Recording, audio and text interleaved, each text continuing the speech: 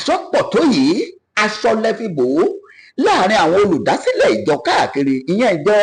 Kristẹni tá a pè ní general overseer wòlíì yìí tún pẹpẹ wọ́n sọ àṣírí àwọn olùdásílẹ̀ ìjọ káàkiri pàápàá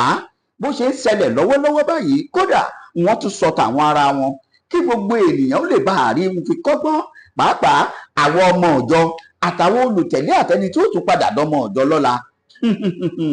nínú fídíò tí mò ń gbé bọ̀ yìí ni o gbọ́dọ̀ gbọ́ torí kọ́ ọ má bàa jì sọ́fìn wòlíì tíbẹ̀ tán jáde tán pátápátá wọ́n sọ̀rọ̀ wọ́n yọ kò mú òkun ẹ̀ kódà wọ́n tún fira wọn bú pẹ̀lú tí n bá sọ báyìí ni kó rí tí mo bá sọ báyìí ni kó rí tó bá jẹ́rọ̀ mo bá pa wọ́n ní báyìí ni kó rí ìdí nìyí tó o fi gbọ́dọ̀ gbọ́ fídíò yìí tó o sì gbọ́dọ̀ wò ó kó o sì pín kó wọnú ìgboro ayé lọ bó ṣe máa jẹ́ nìyẹn pàápàá lórí ohun tó ń tún ṣẹlẹ̀ lọ́wọ́lọ́wọ́ nínú ìjọ Mountain of Fire ìyẹn MFM láàrin olùdásílẹ̀ àtàwọn pásítọ̀ kan tí wọ́n rán lọ sí ọgbà ẹ̀wọ̀n kí ló fà á tí wòlíì yìí fi ṣe bẹ́ẹ̀ kí ló fà á táwọn ọmọ ọ̀jọ́ ti fi ṣe bẹ́ẹ̀ kí ni ẹ̀tọ́ wòlíì yìí sí àwọn ọmọ ọ̀jọ́ kí ló wá yẹ kí àwọn ọmọ ọ̀jọ́ gan ó ṣe tí wọn náà kọ má bàa jì sọ́fìn irú eléyìí gbogbo ẹ̀ ló ń bẹ nínú fídíò tí máa gbé tọ̀yìn wáyé láìpẹ́ kódà àwọn sọ nípa WF Kúmúyì ti ìjọ Deeper Life ní òòṣà sọ nípa ti EA Adébóyè ti ìjọ Redeemed Christian Church of God wọ́n sọ nípa Celestial Church of Christ wọ́n sọ nípa ti Kérúbù àti Séráfù àti káàkiri ìjọ káàkiri gbogbo ẹ̀ ni wọ́n sọ lọ́kọ̀ọ̀kan o ní láti wo fídíò yìí kó o gbọ́ nǹkan tí wòlíì yìí sọ kó o má bàa jì sọ́fìn torí pé àṣírí ńlá ni wọ́n tún tiwọn náà o n ò ṣe ní pé atúlé onílé fi bo tiẹ̀ rárá bàbá yìí sọ̀rọ̀ wọ́n sọ tiwọn gan ẹ má jẹ́ gbà yín lásìkò ẹ jẹ́ n sáré gbé yín débẹ̀ kẹ́ ẹ wọnú ètò lọ kẹ́ ẹ wá bá mi gbọ́ bẹ́ẹ̀ bá ṣe wá gbọ́ ẹ máa bá mi share ẹ bá mi kọ́mẹ̀ntì ẹ láìkì ẹ sì subscribe sí channel wa abẹ́ ẹ̀gbọ́n kó lè bá a dáa fún wa ni ẹ wò ó mo kí gbogbo wa happy listening ẹ ṣé. stories things tí o tiẹ̀ bára mu kò bára mu so mo kàn ká dúpẹ́ lọ́wọ́ Ọlọ́run pé mo rí ẹ̀já ó rẹ̀ mí ẹ̀ mú àwọn tẹ̀mí ẹ̀ bọ́ síbẹ̀ ńkọ́ àwọn tó pa síbẹ̀ ńkọ́ nígbà tí Olúkọ̀yà ti sọ pé òun ṣe deliverance tó ń ti ẹsẹ̀ bọ òbò obìnrin tó ní kó máa bọ́ra lẹ́yìn tí ò níyàwó sílé ìyàwó ẹ̀ wà ní London kò wálé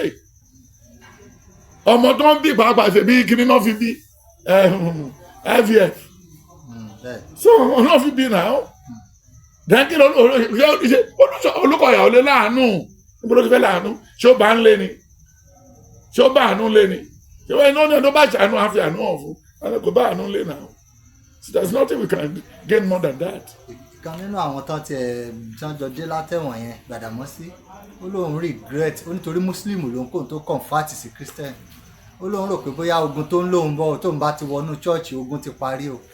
ológun ilé wa worst jù tóun ti mú. irọ́ mo ti sọ tẹ́lẹ̀ wọ́n nítorí ogun ilé a lọ sí church ogun tó wà ní church ó ju ti ilé lọ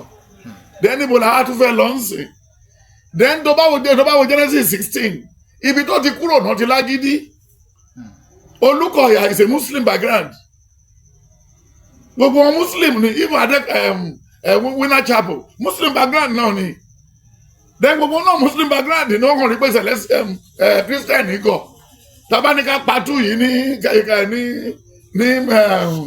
ní Muslim wọ́n lè tètè ká wa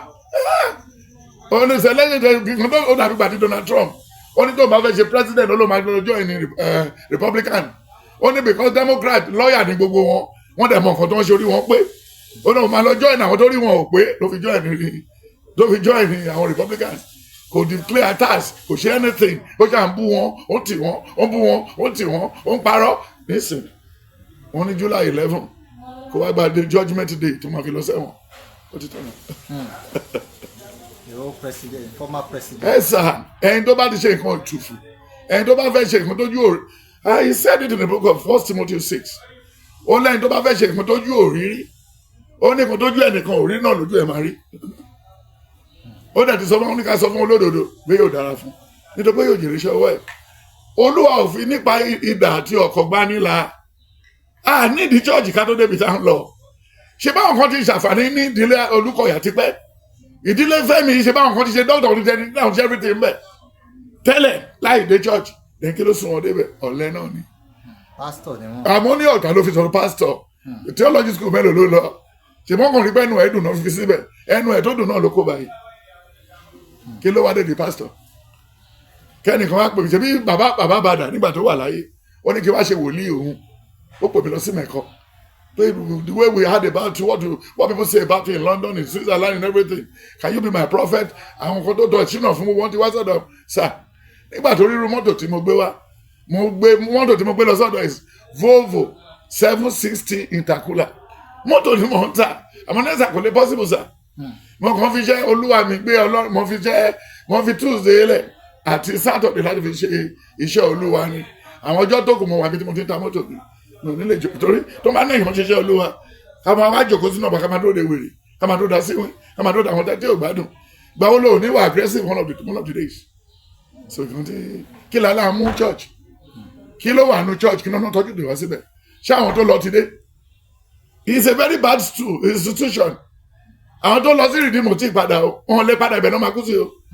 àwọn tó lọ sí mọ́tò náà fa wọn lè padà náà ibẹ̀ náà máa kú sí torí kò sẹ́ni tó fẹ́ jábọ̀ fún then nǹkan tó dẹ̀ lọ́dá tó àwọn family kan ló máa ná committee tó great náà ló máa parí owó yẹn ló máa decide wọn lọ sọ fẹ́ni tó ní ibẹ̀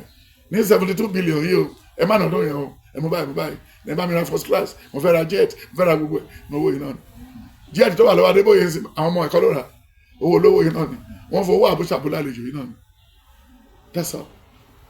so bàtà Adébóyè náà ló dé ó ní my God is not poor Ìdáhùsà ní my God is not poor òun ní my God is not poor ṣebí Ìdáhùsà ni ó lé Adébóyè lórí nǹkan tó Adébóyè dà lẹ́nu ìsìn template ti Ìdáhùsà ló sàtẹ̀lé ó ti ń rẹ̀ ìsìn fún Adébóyè ní some days ó fẹ́ lọ ṣebí Kúmú ìgbogbo owó tíjọba kó sápò wọn tẹ bá wo àwọn the richest people in the world ìsìn wọ́n ti forúkọ vice president tẹ́lẹ̀ sí Òṣìbàjì ó ti wà mẹ́ ó ti já sí pastor ẹni bó ṣe ṣe vice president bó ṣe ṣe pastor sí wọ́n ti count ìdámẹ́wàá lójú ẹ̀ ó dàbí Oyèdèpọ̀ tó lọ sọ ìdámẹ́wàá ta ló sọ fún sọfara ẹ̀ Adébóyè tó sọ ìdámẹ́wàá sínú rìdí mo sọfara ẹ̀ so these are the things ṣebí tẹ̀yàn bá níṣẹ́ church is secondary ǹjẹ́ kí n máa wò